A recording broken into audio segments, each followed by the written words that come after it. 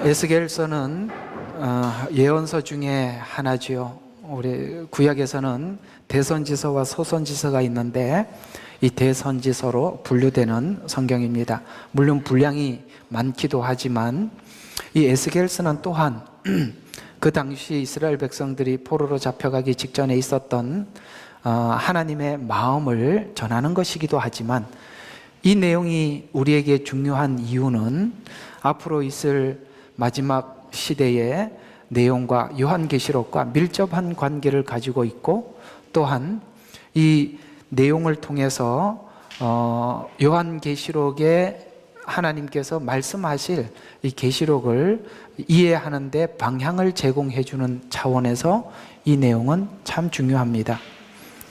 오늘 마지막 하나님께서 심판하기 직전에 하나님께서 보낸 선지자들이 이곳저곳에서 외치기 시작합니다만, 우리가 성경을 근거로 봤을 때 그들의 외침에 대부분 백성들은 귀를 기울이지 않고 그들이 나름대로 이해하고 있는, 자기들이 이해하고 있는 신앙의 방식에 따라서 괜찮아, 그런 일은 없어 라고 생각을 하고 그런 선입견을 가지고 선지자들의 말을 들으니까 선지자들의 말과 늘 부딪힐 수밖에 없고 듣지 않게 되는데, 문제는 듣지 않는 사람이 다수고 실제 하나님의 말씀을 전하는 사람은 소수다 보니까 이 선지자들을 굉장히 심하게 공격을 하게 되고, 선지자들은 마치 자기가 이 복음을 전파하고 있는 그 형편이 너무나도 비참하고, 아시다시피 그래서 우리가 이 에레미야 선지자는 눈물의 선지자다라고 말할 만큼 그는 눈물을 흘리며 사람들에게 그렇게 외쳤죠. 오늘 여기 에스겔서 4장에도 보면 평범하게 서서 사람들에게 외쳤더니 사람들이 듣지를 않아요.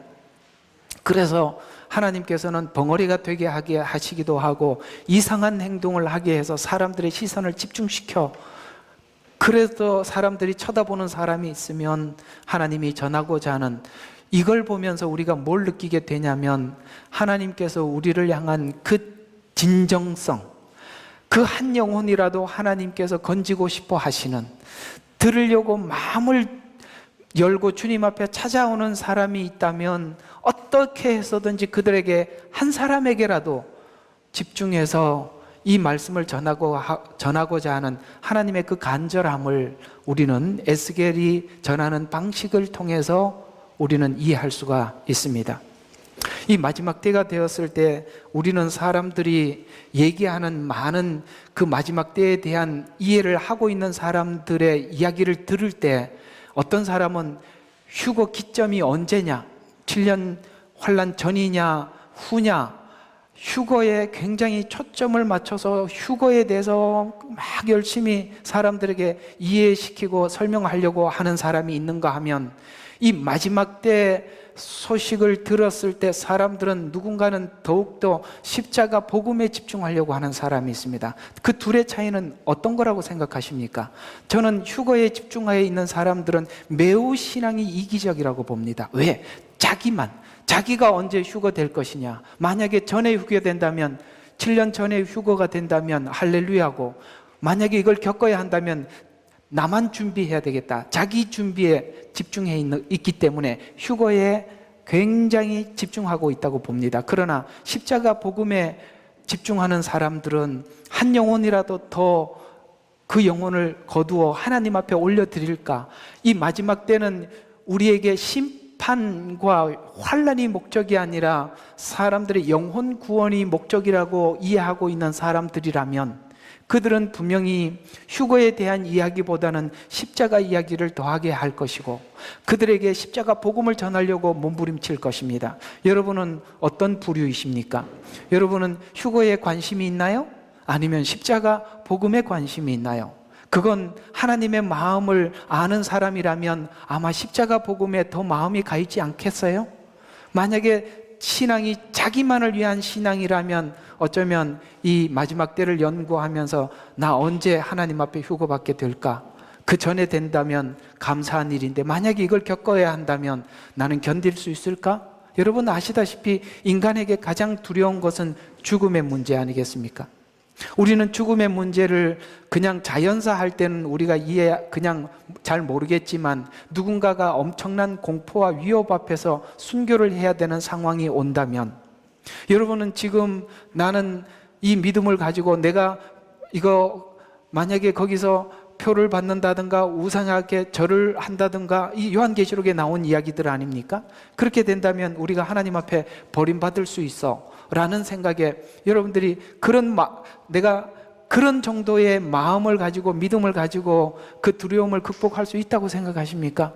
더 무서운 이야기를 한번 해볼까요?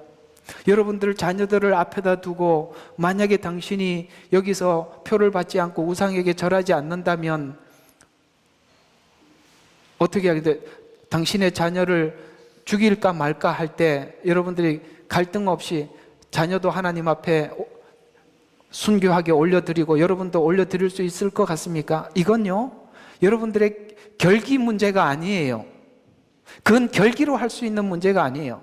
우리가 복음 안에서 하나님을 정확히 알고 그 후에 이른가, 하나님 말씀하시지 않습니까? 천지는 없어지더라도 내 말의 1.1제력도 떨어지지 않고 다 이루리라는 이 말을, 재림을 설명하다가 끝에 말을 했다고요.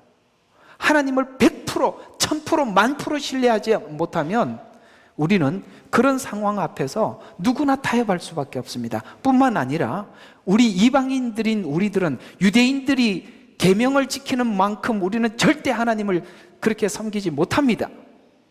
우리가 가지고 있는 하나님 앞에 계명을 지키고 율법을 지키는 마음요, 이방 유대인들에 갖다 대면 우리는 100분의 1도 못하는 사람들입니다. 못합니다. 이렇게 여러분들이 우리 서로가 앞에 서서 나는 이거야, 나는 저거야, 나는 이길 수 있어, 나는 할 수 있어, 그건 다 지금 우리들의 이야기에 불과한 것이죠. 그때가 오면 어떨지 아무도 모르는 것입니다. 그렇기 때문에 우리가 휴거 이야기보다 이 이야기를 들었을 때 더더욱 우리가 이해해야 되는 것은 무엇이냐? 바로 그 십자가 복음의 은혜를 우리가 더 깊이 나누어야 하고, 그것이 우리에게 더 깊은 믿음이 되도록 우리는 뿌리를 만들고 든든하게 기초를 튼튼히 해야 하는 것입니다. 십자가 복음의 뿌리는 하나도 없는데, 그렇잖아요. 십자가 복음의 뿌리는 하나도 없는데 휴거만 알면 뭐합니까? 성경에 보면 하나님께서 복음을 모래 위에 지은 사람이 있고, 어떤 사람은 반석 위에 지은 집이 있다고 합니다. 여러분, 이 모래라는 말은 우리 한국어 번역이 모래로 나와서 그렇지, 원래 원어를 보면은 자갈돌이에요. 작은 돌이 모여 있다는 것입니다.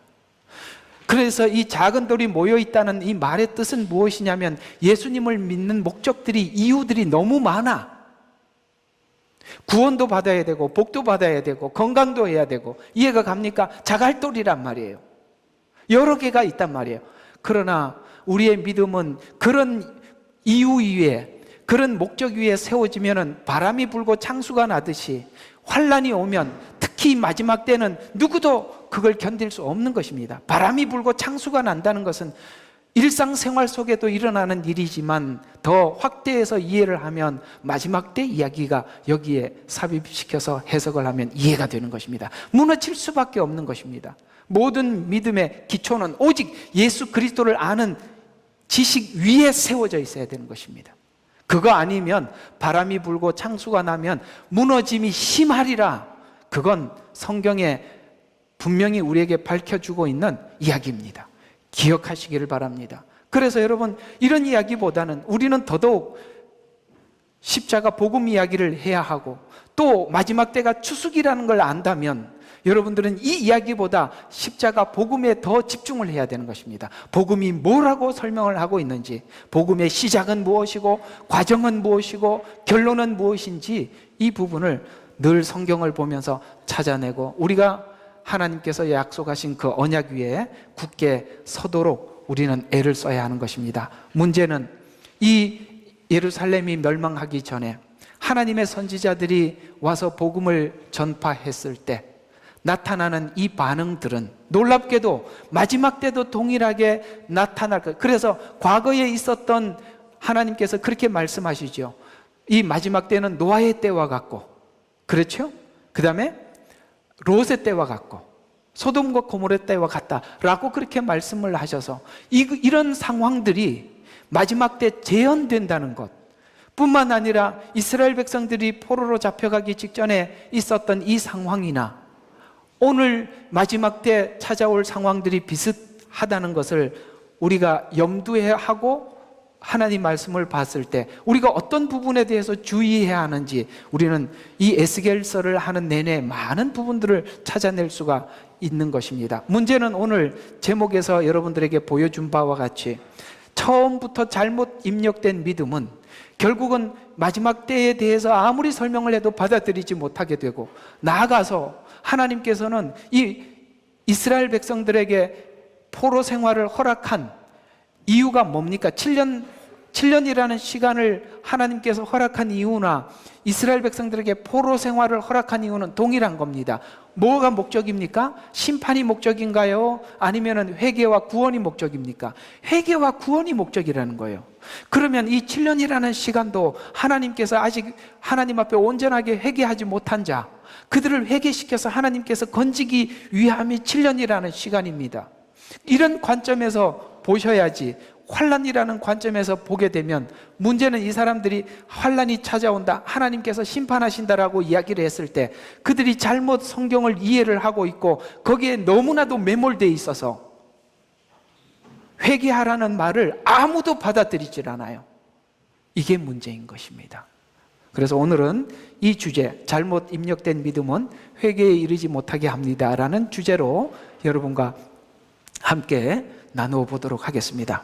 복음을 전하는 자의 두려움은 사람들이 듣기 좋고 편리한 대로 성경을 잘못 전달해 놓으면 듣는 사람들에게 회개할 기회나 돌이킬 기회를 잃어버리게 만드는 것입니다.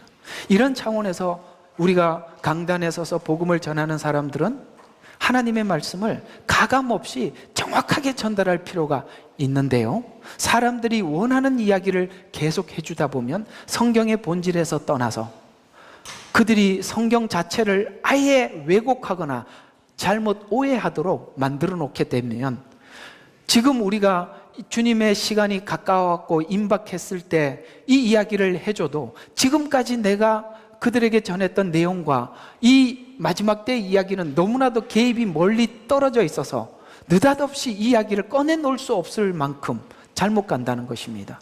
그래서 제가 참 싫어하는 것 중에 하나가 뭐냐면 부흥을 위한 교회를 하지 말라는 거예요.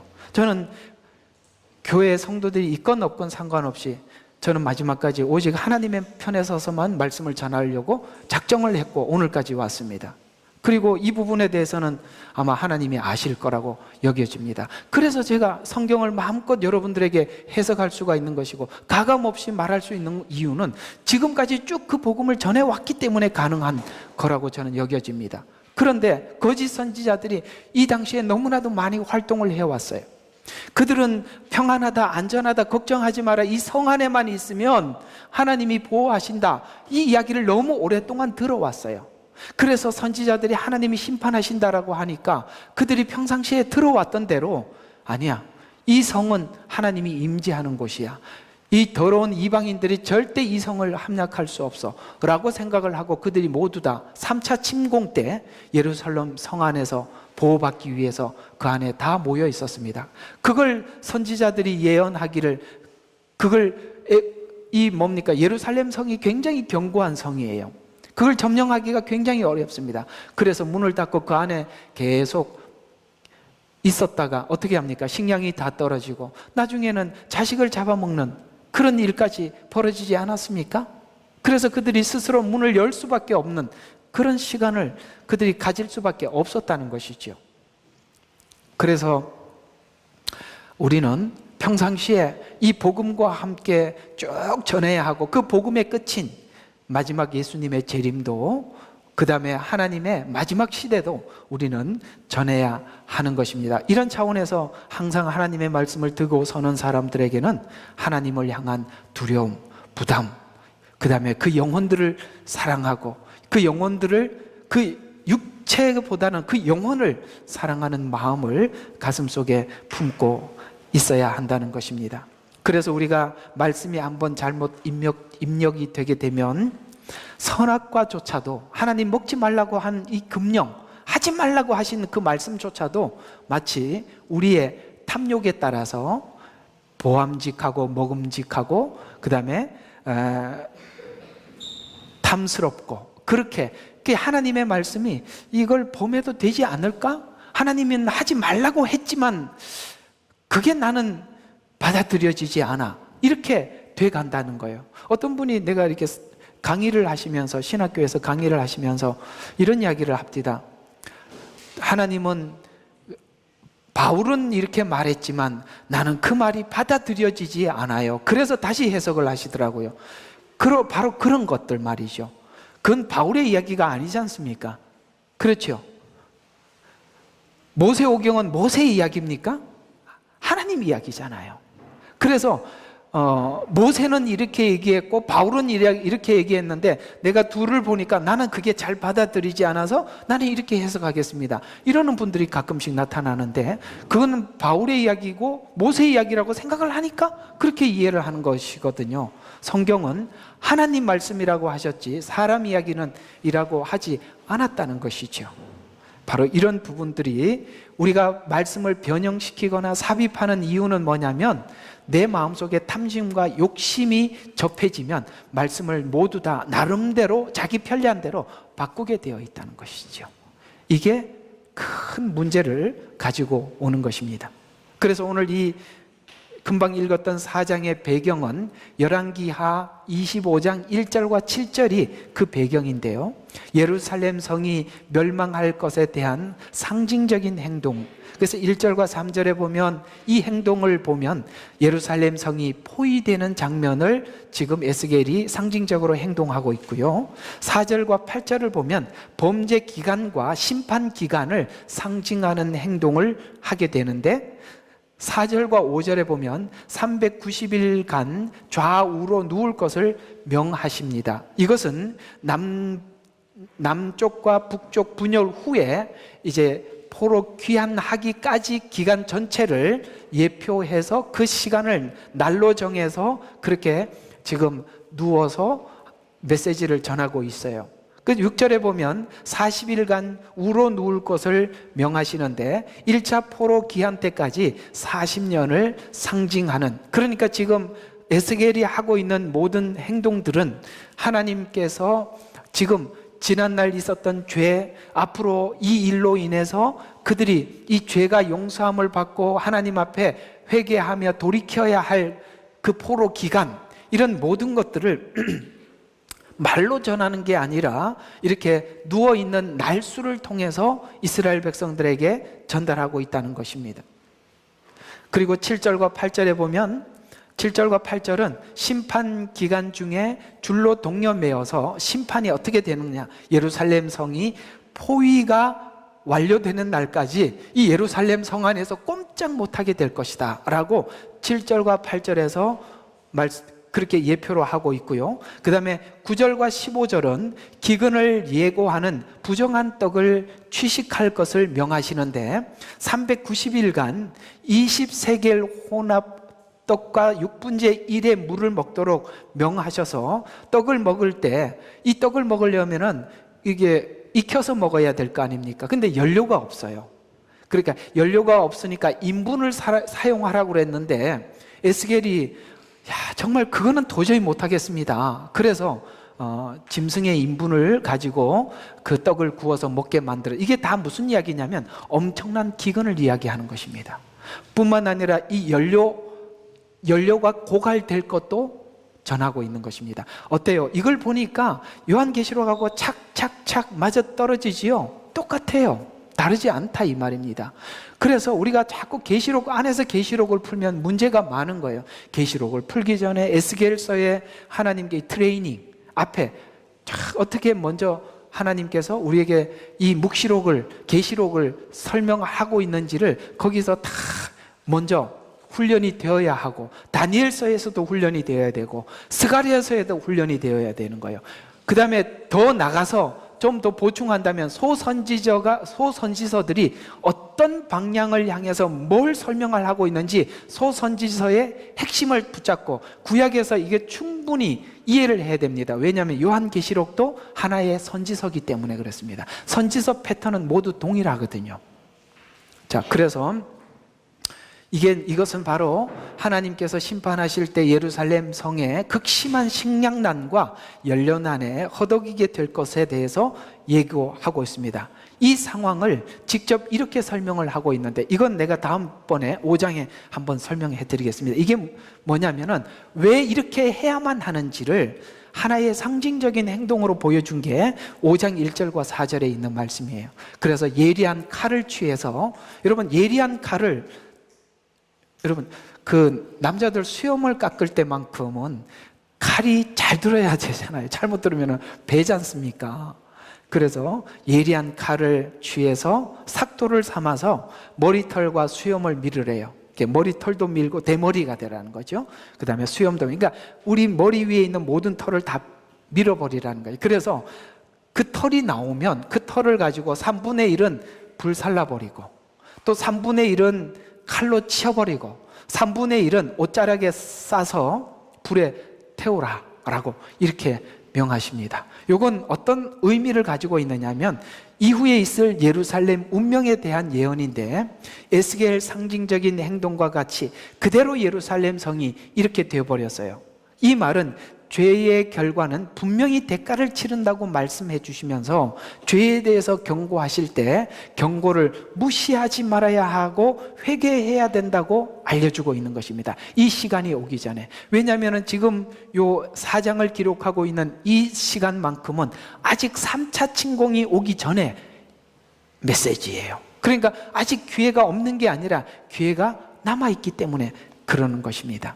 메시지를 말로 전달하지 않고 상징적인 행동을 통해서 말씀을 전달하는 의도는 지금 현재 이스라엘 백성들이 강팍해질 대로 강팍해진 자들에게는 더 이상 말로는 어렵기 때문에 그런 것입니다. 성경을 보면 하나님은 이렇게, 하나님의 말씀은 교훈과 책망과 바르게 함과 의로 교육하기에 유익하니 이렇게 말씀하고 있죠.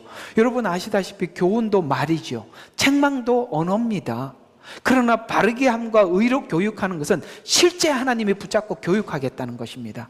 그러니까 하나님은 말을 하시다가 처음에는 교훈적으로 말을 해요. 근데 말을 안 들으면 책망으로 말을 해요.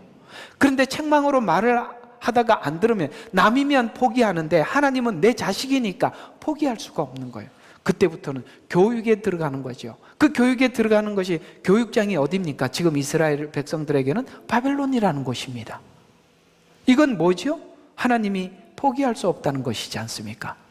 그래서 이 일을 중간에 멈추는 게 아니라, 하나님이 손을 놓는 게 아니라 계속 지속할 것이다 라고 말씀하시면서, 에스겔의 행동은 보는 사람들에게 실소를 자아낼 만큼 정말 미친 듯한 그런 행동을 하게 합니다. 그러나 에스겔은 저번 주에 말씀드린 것처럼, 제가 저번 주 주제는 파스쿠눈이라는 주제였습니다. 그러나 에스겔은 이 하나님께서 명하신 대로 사람들이 미친 것 같은 행동을 하면서도 참 이상하잖아요. 이쪽에 누웠다가 저쪽에 누웠다가 갑자기 일어나서 뭡니까? 또 수염도 밀고 머리털도 밀고. 저는 나중에 보면 에스겔이 하나님께서 이 성소 안에 일어나고 있는 죄가 무엇인지를 보여주기 위해서 머리를 확 잡고 확 끌어올려서 성소를 보여준다고 말씀하시고 있는데, 나는 이게 같이 어떻게 접목이 되냐면, 대머리같이 머리가 다 빡빡 깎여졌는데 그 머리를 확 잡고 끌어올렸으니 이게 얼마나 고통스러웠겠어요. 나는 그게 또 신기합니다. 그렇게 생각은 못 해보셨죠? 예.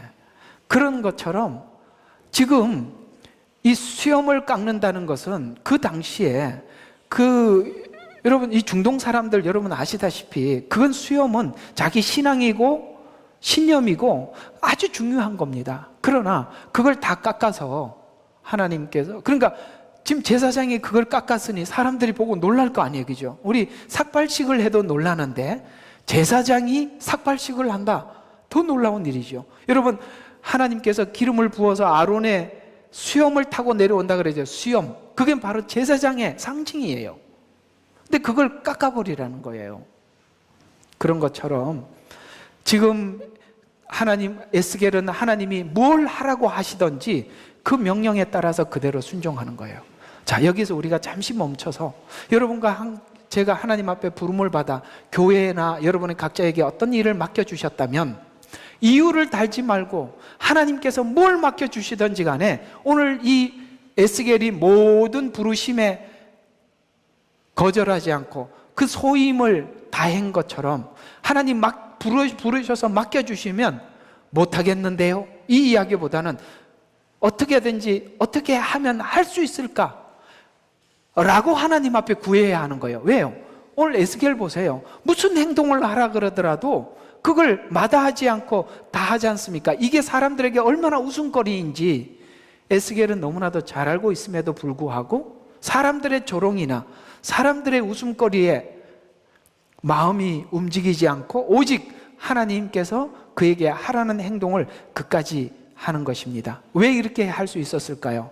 그것은 하나님을 보고 하나님의 마음을 읽은 자들은 하나님께서 무엇을 맡겨주시든지 그 일을 하게 되는 것입니다. 임박한 우리는 심판이 가까워 오심을 우리가 눈으로 여러 가지 정황을 통해서 알고 있습니다.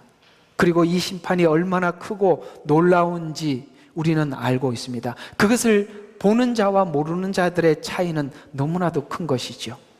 에스겔 같은 하나님의 종들은 지금 마지막 때 예언이 이루어지고 있음을 보고 있지만 그렇지 않은 자들과 거리가 예수님을 믿지만 그 사이에는 예수님을 믿는다라고 고백을 하지만 서로 간의 그 차이는 너무나도 멀리 벌어져 있어서 우리가 이런 이야기들을 사람들에게 할 때 사람들이 귀담아 듣지 않는, 참 놀랍게 예수님께서 이 땅에 오셨을 때도 아무도 예수님을 알아보지 못했고 주님이 오시기 직전에 노아가 그토록 외쳐도 사람들이 그 방주 안에 들어오지 않았던 것처럼 또 하나는 소돔과 고모라 성이 멸망할 때 롯의 가족들은 구원을 받고 그 사위들이 바로 오늘 우리 같이 다른 데서 예수님을 믿노라라고 하지만 뭘 믿질 않아요.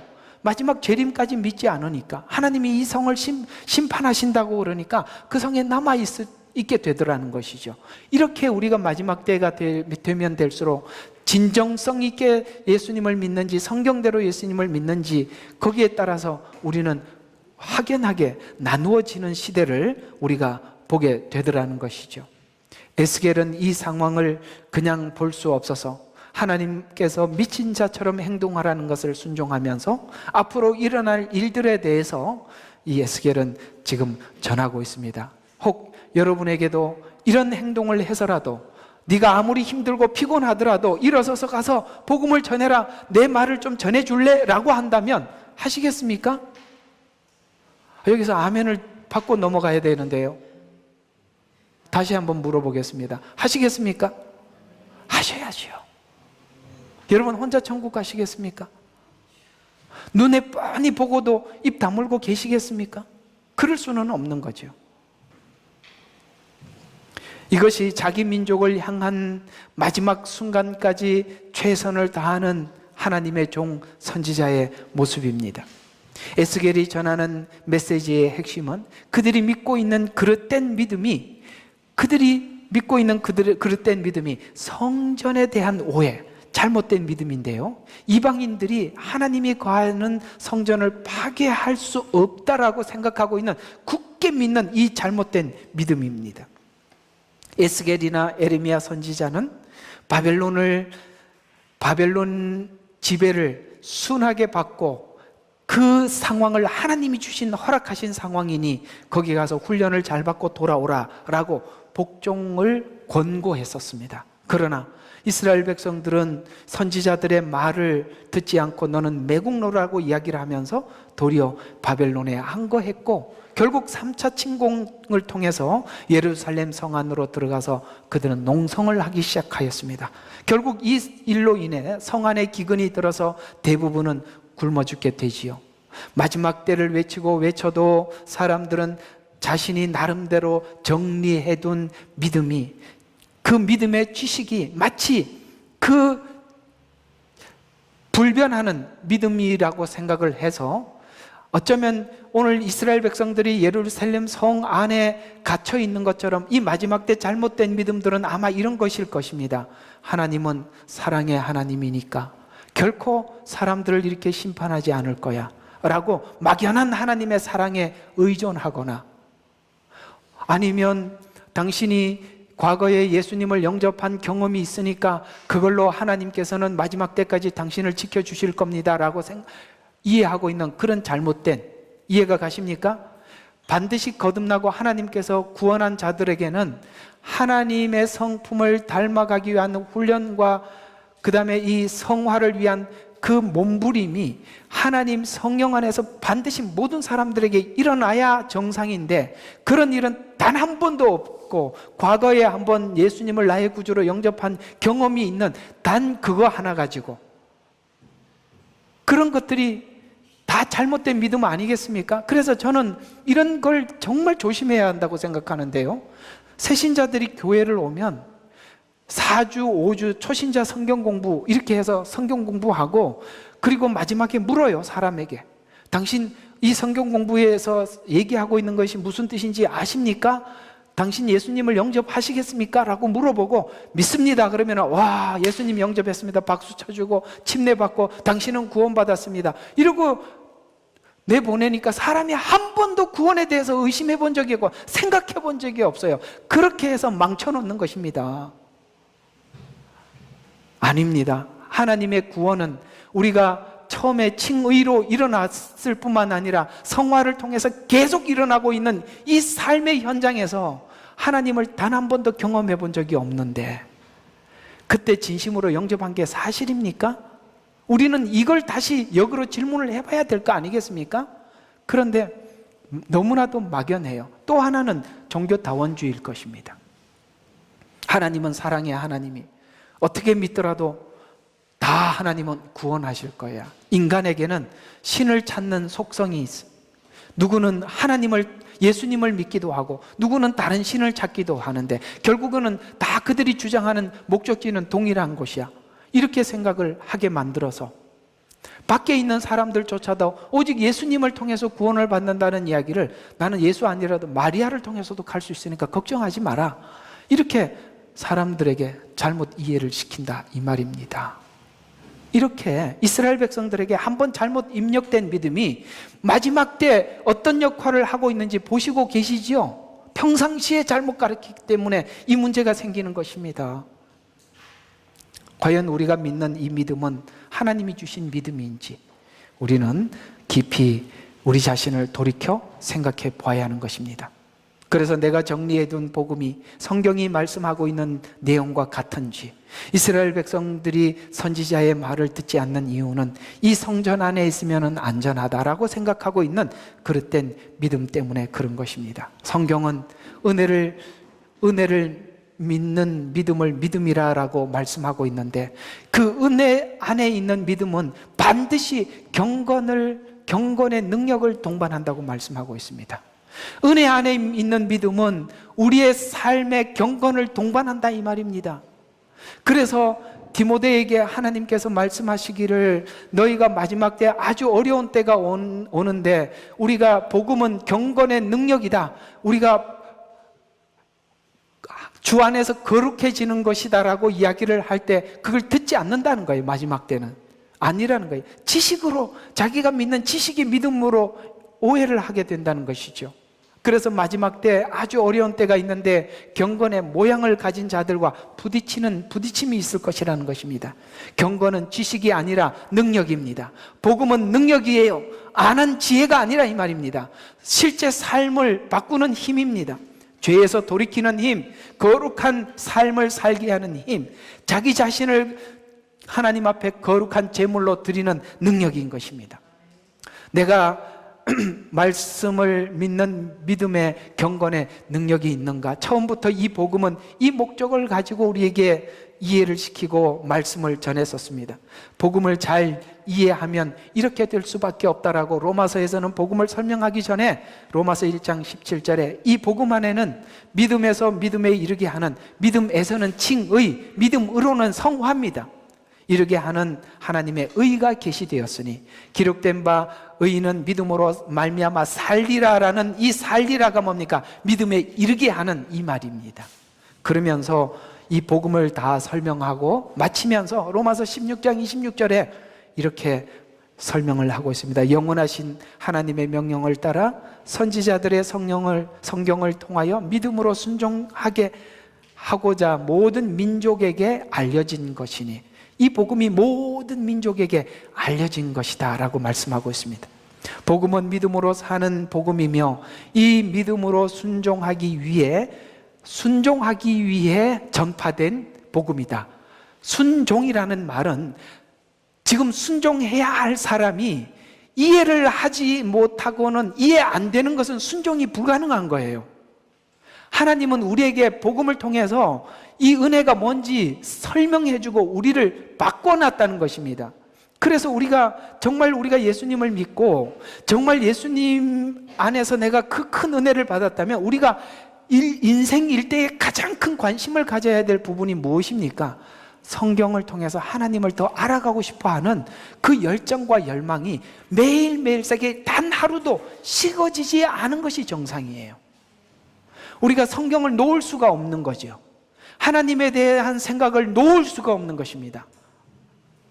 그래야 하나님의 은혜가 무엇인지 그건 너무나도 우주보다 더 넓어서 다 알 수가 없을 만큼 너무나도 큰 복음이거든요. 그래서 이걸 우리에게 알려주고 싶은데 요한복음에는 하나님께서 우리에게 행하신 일들을 다 기록하기에는 이 세상에 두기에도 부족할 만큼 너무나도 많아서 우리는 성경 66권이라는 짧은 성경 이 내용을 통해서도 하나님을 알아도 너무나도 깊고 깊은데 우리 각자에게 행하셨던 하나님의 간증들을 우리가 앞에서 나와서 간증을 하라 그래도 우리가 각자가 하나님을 경험했던 이 이야기들이 얼마나 많은지 그걸 다 기록하려면은 어떤 사람은 찬송가 가사에 바다를 먹물 삼고 하늘을 두루마리 삼아도 그걸 다 기록할 수 없을 만큼 하나님의 일들은 하나님을 보는 사람들에게는 너무나도 풍성하더라는 것이죠. 이것이 우리 생활 속에서 있었다 없었다 이렇게 될 수 없는 게 구원받은 사람들의 생활 아니겠습니까? 우리는 늘 그걸 보고 살 수밖에 없고 느끼고 살 수밖에 없고 감지할 수밖에 없는 거 아니겠습니까? 그걸 복음이라고 성경은 말해주고 있는 것입니다. 복음은 하나님을 향한 믿음을 주고 그 믿음은 순종으로 열매를 맺는다고 믿음을 설명하고 있습니다. 막연하게 그릇된 믿음을 주입시켜 안심시키려는 거짓 선지자들의 말을 듣게 될 때 마치 예루살렘 성 안에 있기만 하면 아브라함의 후손이 되기만 하면 보호를 받는다고 막연한 믿음이 심판의 때를 각성하지 못하게 하는 것입니다. 요한복음 1장에 보면 예수님이 오셔서 너희가 아브라함의 후손이라고 생각하지 말라. 하나님께서 능히 이 돌들로도 아브라함의 후손이 되게, 요한복음이 아니네요. 보니까 마태복음이 나온 이야기 같아요. 그렇게 말씀하신 것처럼 자기가 아브라함의 후손이기 때문에 안심이다. 이 예루살렘 성 안에 있기 때문에 안심이다. 이런 것들은 지금 이 마지막 때가 임박했을 때 나는 괜찮아 라고 아무것도 준비하지 못하게 한다 이 말입니다. 내 안에는 경건의 능력이 있는지 복음이 나를 거룩하게 하고 있는 것인지 그릇된 믿음을 가지게 되면 아무리 가진 방법을 동원해서 회개를 촉구해도 참 선지자의 말을 듣지 않을 것이고 자신을 돌아보지도 않을 것이기 때문에 그렇습니다. 마지막 때 선지자들은 언어와 상징적인 행동들과 여러분 아시다시피 에스겔 부인이 중간에 죽게 됩니다. 호세아서도 부인을 통해서 하나님은 호세아에게 많은 하나님의 사랑을 이해시켜주기 위해서 애를 썼습니다. 그래서 이게 그런 거예요. 하나님의 종들이 주변에 일어나는 많은 상황들은 많은 부분들이 그 사이가 서로가 나빠서 그러는 게 아니라 그 종에게 뭔가를 깊이 있게 실제 감정적으로까지 느끼게 하기 위해서 주시는 상황들이 많아요. 저는 하나님 앞에 부름을 받을 때 이렇게 종들을 교육시킨다고 말씀해 주셨더라면 참 많이 생각해 봤을 텐데, 저는 제 성향이 그렇지 않음에도 불구하고 이상하게 그런 일들을 참 겪게 되더라고요. 그러면서 느껴지는 것들이 그 안에 하나님의 말씀을 지식적으로 이해하기보다는 내가 삶의 체험을 통해서 많은 부분들을 담아낸 일들이 참 많았었습니다. 오늘 이 에스겔 부인이 하나님이 데리고 갑니다. 호세아 선지자의 부인도 그렇게 행동을 하지요. 이런 일들은 하나님께서 종들에게, 그러니까 종들을 이렇게까지 해서라도 뭡니까? 그 양떼들에게 복음을 전하는 그 진심을 가지고, 하나님의 마음을 가지고 복음을 전하도록 하나님이 이렇게까지 애를 쓰신다는 거예요. 그러니까 막연하게 보지 말라는 거예요. 성경에 보면 내가 선지자들을 보내서 마치 암탉이 자기 새끼를 모음과 같이 내가 너희를 모으고자 함이 얼마나 그렇게 했느냐라고 그렇게 우리에게 역으로 질문을 할 때, 그냥 선지자들이 말을 하는 선지자들을 보내는 게 아니라 선지자들에게 직접 그걸 체험하게 해서 전할 만큼 내 진심을 선지자들을 통해서 다 전했었다. 그러나 뭐예요? 너희가 원치 않았다 하고 책임을 누구에게 돌리느냐? 너희에게 돌리는. 왜? 하나님은 할 걸 다 했다는 것이죠. 에스겔의 말씀들을 들은 마지막 때 이 교회 분위기가 어떨지를 잘 설명해 주고 있는데요, 종교 다원주의로 거짓말로 사람 자신의 믿음이 하나님이 주신 믿음과 다르다 할지라도 하나님은 사랑의 하나님이라고 주장하여서 그들은 하나님이 구원하실 것이다 라고 믿게 하고, 자신이 알고 있는 지식이 마치 믿음인 것처럼 맹신하게 되어서 잘못된 믿음을 수정하려고도 하지 않을 것입니다. 그래서 요즘은 믿음에 관한 이야기를 하면 자기가 알고 있는 지식은 잘 꺼내놓는데 진짜 살펴봐야 할 것은 삶은 어떠한지 보여야 되는 거예요. 삶은 전혀 없어요. 그래서 뭔 이야기를 꺼내놓으면 자기가 알고 있는 대로 다 이야기는 잘해요. 들어보면 야, 저런 것도 있구나 라고 생각할 만큼 놀랍습니다. 그러나 어디서 묻어나오는지 아십니까? 언어에서 묻어나옵니다. 나는 아닌데요? 이게 언어에서 묻어나오는 거예요. 남을 조금 더 배려할 줄도 모르고, 타인의 약함을 존중해 줄 줄도 모르고, 그 다음에 사람마다 다름에 대해서 그걸 인정하지도 않고, 그런 걸 보면 그가 아무리 유창한, 그래서 고린도전서 13장에 보면 사랑 아닌 게 있어요. 사랑인 것 같은데 사랑 아닌 게 있대요. 그걸 먼저 설명을 해줍니다. 그게 뭐죠?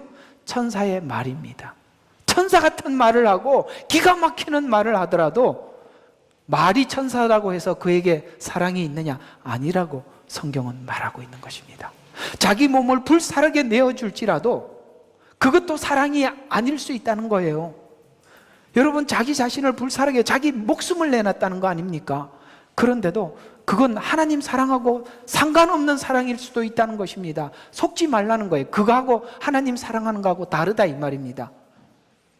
자기를 위해서 천사의 말을 할 수도 있고요, 자기를 위해서 자기 몸을 불사를 정도로 내놓을 수도 있어요. 그러나 하나님 사랑하는 사람들은요, 하나님이 하라는 어떤 일도 그걸 소화해내는 거야. 하나님 편에서 소화하는 것입니다. 그건 다른 겁니다.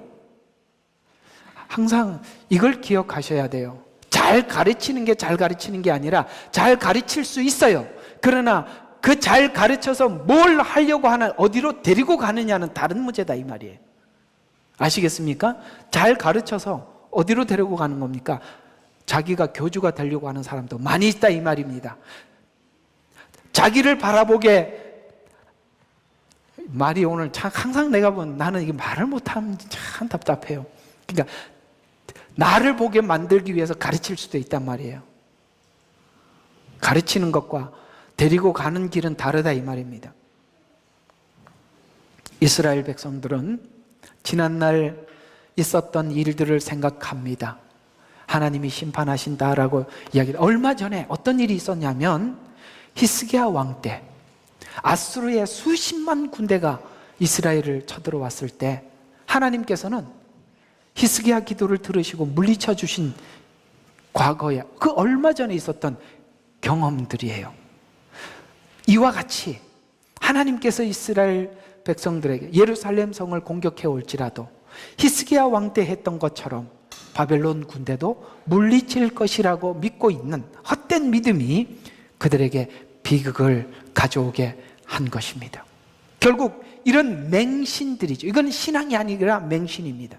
회개에 이르지 못하게 하게 하는 것이고, 지금 하나님께서 무슨 말씀을 하시는 그 말씀에 우리로 하여금 순종치 못하게 하는 것입니다.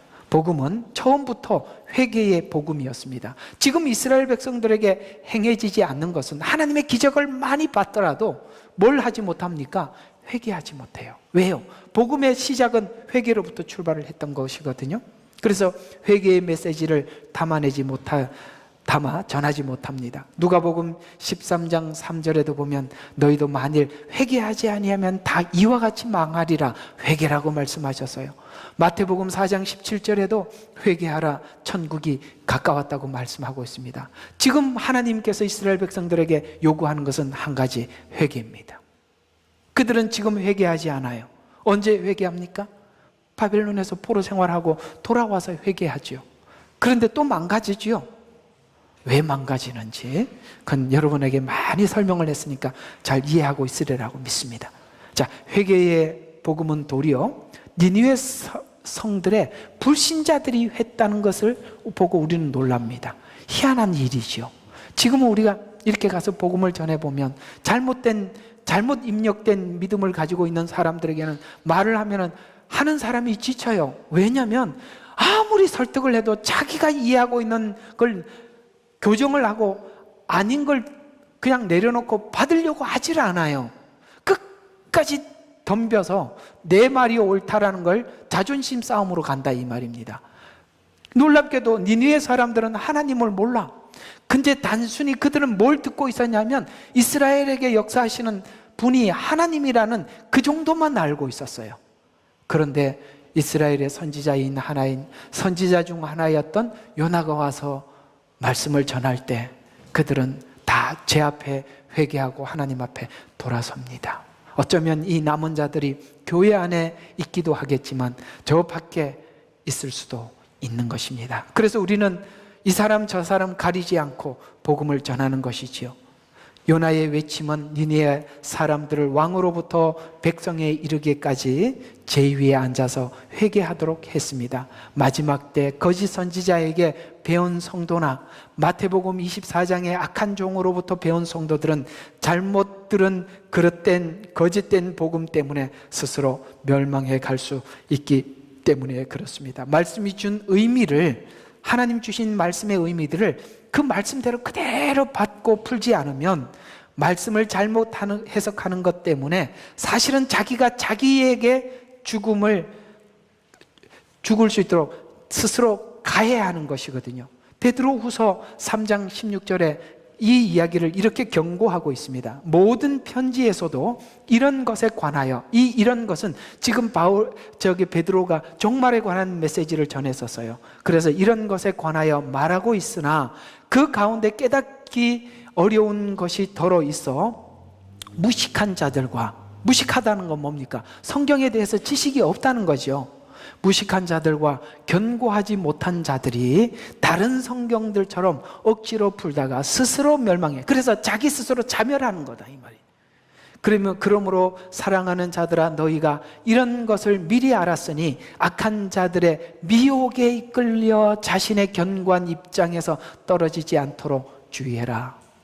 항상 에덴 동산에서 항상 우리가 성경이 안 풀리면은 창세기 1장부터 11장으로 돌아가라 그랬죠. 에덴 동산에서 사단이 미혹했던 방식들을 보세요. 왜 그 사단의 말을 받아들였습니까? 욕심 때문에 자기 마음대로 풀려고 하니까. 그래서 우리가 하나님 말씀 앞에 서서는 모든 걸 다 내려놓고요, 내가 지금까지 오직 이거라고 굳게 믿고 있었던 것도 성경이 아니라고 하면 그냥 내려놓을 수 있어야 돼. 정말 우리가 하나님 말씀과 고집과의 부딪힘에서 고집이 딱 내려놓질 때 성경이 확 열립니다. 나는 분명히 약속할 수 있어요.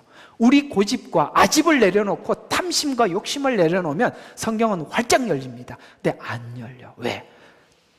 나는 이렇게 하고 싶은 게 있거든요. 하고 싶은 게 있단 말이에요. 성경은 이렇게 말했지만 하나님, 제 상황과 형편이 그렇지 않다는 걸 아시지 않습니까? 그 뒤에 붙은 요 말 때문에 아무것도 못하는 겁니다. 아니요.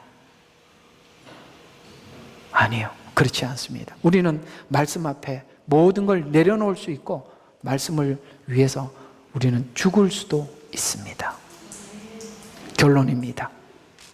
좌우 돌려놓는 시간을 통해 하나님은 심판이 무한정 있지 않고 그 시간들 390일, 40일이라는 이 시간을 정해졌다고 말씀하고 있습니다. 감사한 일이죠. 환난이 끝이 없다면 우리에게는 얼마나 고통스럽겠습니까? 그러나 그 시간을 정해줌으로 인해서 끝이 있다고 해요. 7년이라고 하나님이 정해놨다 이 말입니다. 감사한 일이 아니겠습니까? 무한정이 아니라는 것이죠. 또 불순종으로 인한 기근을 맞이하게 되고 결핍을 경험하게 될 거라고 말씀하고 있습니다. 너의 불순종을 알게 하기 위해서 하나님이 결핍을 주시겠다라고 말씀하고 있습니다. 사람의 마음을 부정하게 만드는 가장 큰 원인은 부패되고 오염된 죄성 때문이죠. 거짓 선지자들의 말에 동요되는 것도 자신이 자신에게 솔직하거나 진실하지 않거나 공의롭지 못하기 때문에 그들의 말을 받아들이는 것입니다. 그래서 요즘은 보면은 나는 이렇게 살고 싶은데 이렇게 사는 것에 대해서 괜찮다고 자유를 주는 그런 사람들을 찾아다니는 거예요. 그래서 내가 이게 저희 교회에 오셨다가 가시는 분들을 가만히 얘기를 뒤에서 연구를 해보면 나는 이렇게 살고 싶은데 목사님은 그걸 허락을 안 하는 거야. 그러니까 그걸 그렇게 살아도 된다라고 말하는 교회로 가고 싶은 거야. 그래서 나하고 안 맞대. 그 나하고 안 맞다는 말이 뭔 말인가 가만히 생각해 보니까 그게 안 맞은 거예요. 참 우습죠? 네, 그거예요. 여러분, 그런 생각을 가지고 살면 안 된 겁니다. 하나님이 우리에게 맞춰야 되겠습니까? 우리가 하나님께 맞춰야 되겠습니까? 참 이걸 질문이라고 하냐라고 그렇게 저희한테 대답을 하셔야 됩니다. 이게 질문입니까? 질문도 아니잖아요. 우리는 우리 자신에게 공의로워야 하고 정직해야 하는 것입니다. 정직한 마음을 가지고 우리 자신을 들여다보면 다 알게 될 것입니다. 그런 공의로운 마음을 스스로 저버린 결과 그들은 귀가 닫혀 있는 것입니다. 자, 오늘 이 성경 구절 두 가지로 여러분들에게 말씀드리고 마무리하겠습니다. 잠언서 4장 23절과 24절에 완고한 입을 제거하고, 왜 완고합니까? 마음이 완고하니까. 그 다음에 사악한 입술을 내게서 멀리하라. 내 눈을 보게 하며 내 눈꺼풀로 내 앞을 곱게 보게 하라. 아멘. 여러분, 우리 마음이 완고하고 내 마음이 죄로 인해서 사악하면 눈이 가려지고 보이질 않는 겁니다.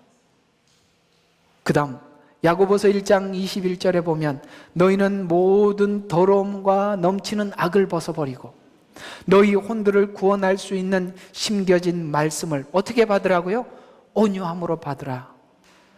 여러분, 우리는 늘 하나님 앞에 무릎을 꿇고 조아리는 마음으로 마치 이방 여인이 그 밥상 앞에 와서 나는 떨어지는 부스러기라도 감사합니다 라는 마음으로 하나님의 말씀을 받으신다면 그 부스러기가 우리에게 큰 생명의 양식이 되리라 믿습니다. 오늘 이 말씀들을 잘 기억하시고 우리의 생각, 우리의 자존심, 우리 교만 이런 거 다 내려놓고 항상 하나님 앞에 겸손한 마음으로 말씀을 받는 저와 여러분이 되시기를 주의 이름으로 축원합니다. 기도하겠습니다. 아버지 하나님, 오늘도 저희들에게 귀한 말씀 주셔서 감사합니다. 주신 말씀 마음속에 깊이 새기겠습니다. 우리가 항상 하나님 말씀 앞에 서 있게 해주시고 아버지 하나님 정말 낮고 낮은 마음으로 하나님 말씀 듣게 해 주시옵소서. 내 탐욕을 위해서 예수님을 믿지 않게 도와주시옵소서. 우리 속에 있는 탐욕들은 다 제하게 해주시고 주께서 말씀하시면 아멘 하게 주시옵소서. 예수님 이름으로 기도드렸습니다. 아멘.